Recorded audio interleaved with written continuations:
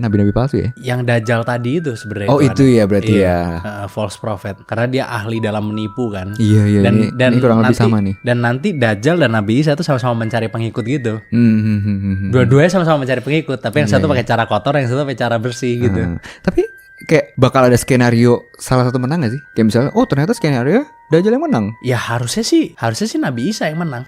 Harusnya sih pasti Nabi Isa yang menang. Tapi orang yang ikut Dajjal itu yang akan kena batunya nanti setelah semua ini selesai gitu loh. Nah kalau di Kristen itu munculnya yang rajanya doang sih. Kembalinya Yesus Kristus ke bumi. Oke. Nah bedanya kalau dulu dia datang dengan rendah hati ya kan, karena lahir di kandang. Nanti dia benar-benar datang udah kayak raja. Emang raja sih. Pokoknya semua orang di dunia bakal ngelihat dia lah secara langsung. Habis itu kalau di Kristen ada namanya momen pengangkatan atau dijemput nih. Nah peristiwa ini sering disebut dengan rapture namanya. Jadi orang-orang yang percaya dan setia sama Tuhan itu bakal dijemput buat langsung ketemu sama Yesus ya. Jadi semua tuh bener-bener yang masih hidup sama yang udah meninggal pun juga kayak gitu juga, jemput juga. Semua yang ngumpul lah. Nah setelah itu barulah ada sidang terakhir atau penghakiman. Oke. Kurang lebih sama kayak Islam tadi sih, kayak bagi raport lah. Lu kayak dilihat mana baik, mana buruk. Kayak Tuhan atau malaikatnya itu bakal buka buku catatannya dia gitu. Nah yang jahat atau menolak Tuhan itu bakal ada konsekuensinya. Sedangkan yang setia itu bakal nerima kebahagiaan. Nah setelah semua ini udah selesai ya, ternyata Tuhan tuh gak bakal ngebiarin dunia hancur gitu aja. Jadi dia bakal nyiptain langit dan bumi yang baru.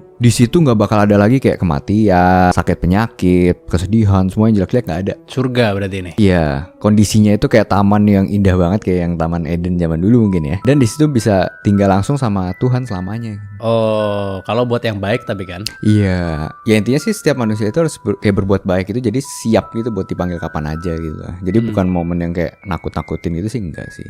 Yang penting ready gitu. Benar. Karena kan nggak tahu kan waktunya kapan kan. Jadi ya tetap harus melakukan hal yang terbaik yang kita bisa gitu ya di setiap harinya gitu ya. Benar. Soalnya tadi kayak ngeliat kayak tanda-tanda apa segala macam kan, ya kayak mirip-mirip sekarang sih. Jadi kayak susah gitu kan buat ditentuinnya kan. Oh kayaknya udah mau kiamat nih. Iya. Kan tanda-tanda kan nggak begitu eksplisit gitu kan tadi kan. Yang tanda-tanda Islam apa tanda-tanda mana? Yang Kristen tadi. Oh iya. Ya kan kayak egois, terus kayak apa gitu. Kalau di Islam sebenarnya tanda-tandanya banyak dan emang udah terjadi. Contohnya salah satunya kayak laki-laki yang berdandan seperti wanita dan sebaliknya gitu misalnya kan. Tuh kan ada itu kan tanda-tanda juga tuh sebenarnya itu.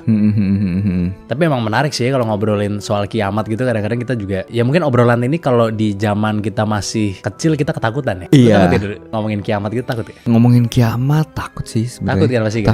Takut sih. Kayak apa gambarannya tuh wah kayaknya akan chaos total. Iya. Kayaknya akan hancur lebur, kita udah pasti akan tersiksa gitu kan. Padahal dari sisi agama sebenarnya nggak harus takutin gitu ya sebenarnya ya. Harusnya iya ya.